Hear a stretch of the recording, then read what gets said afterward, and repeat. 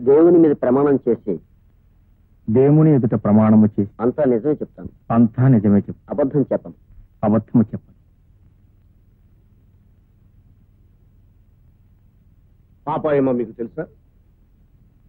తెలుసు. ఎలా తెలుసు? మేమంతా ఒకే కులస్తులం. అంటే భక్త కులం, భక్తులం. భక్త కులమా? కాదు, అదో వ్యభిచార నిలయం. అపచారము, అపచారం, మహాపచారం. తన వృత్తిని, ప్రవృత్తిని ఆ శ్రీకృష్ణ పరమాత్మకి అంకితం చేసిన మహాసాధ్యం. స్వామి, ఆ రోజు, ఆ దుర్ఘటన జరిగిన రోజు అమ్మ జయదేవునికి ఇష్టమైన అష్టపదులు వల్లిస్తూ ఉండగా, మేమంతా పూజా కార్యక్రమంలో నిమగ్నమే ఉండగా, ఎక్కడి నుంచి వచ్చాడో, ఎలా వచ్చాడో, ఇదిగో ఆ ఇన్స్పెక్టర్ బాబు పేరు శ్రీధర్ కదా బాబు, శ్రీధర్ పిడుగులా దూసుకొచ్చాడు స్వామి. వచ్చి ఊరుకున్నాడా?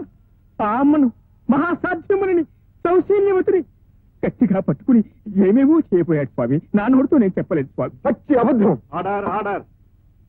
ఏదేదో చేయబోయాడు అంటే దాని అర్థం బలాత్కరించబోయాడు స్వామి. ఎస్ఐ బలాత్కరించబోతూ ఉంటే మీరు చూస్తూ ఊరుకున్నారా? ఏం చేయమంటావు నాయన?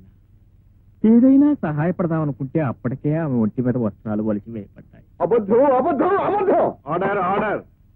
చెప్పు స్వామి, ఒక్కసారి ఆ తల్లిని చూడండి. అవమాన భారంతో కృంగిపోతున్న ఆ తల్లిని చూడండి. అమాయకత్వం కూడు కట్టుకున్న ఆ కళ్ళల్లోకి ఒక్కసారి గుచ్చి చూడండి స్వామి. ఆ తల్లి వ్యభిచారిన. మరి ఇంతమంది భక్తులుండి ఆమెనెందుకు కాపాడలేకపోయారు? చెప్పాను కదా నాయన, వివస్త్రయ్యి ఉన్న ఆ తల్లి దగ్గరికి ఎలా వెళ్ళగలని చెప్పు. అందుకే ఆ దృశ్యాన్ని చూడలేక ఆ భారాన్ని కూడా భగవంతుడి మీదే మోపం బయటకు వెళ్ళిపోయాం. మరి వచ్చిన వారు పోలీసులకు ఎందుకు ఫిర్యాదు చేయలేదు? తప్పు నాయన, ఒకరి మీద ఒకరికి ఫిర్యాదు చేయకూడదు. ఎవరి కర్మ వారిదేనని వదిలేయాలి.